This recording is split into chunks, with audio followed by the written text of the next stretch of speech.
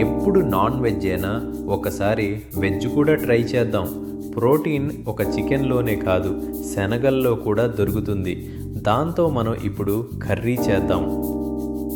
ముందుగా మనం ఒక బాణలి పెట్టి తాలింపు గింజలు, కరివేపాకు, మెత్తగా నూరిన ఉల్లిపాయలు, మెత్తగా పేస్ట్ లాగా చేసిన టమాటా పేస్ట్, అందులో కొంచెం అల్లం పేస్ట్ వేసి పచ్చి వాసన పోయేంత వరకు బాగా మగ్గించాలి.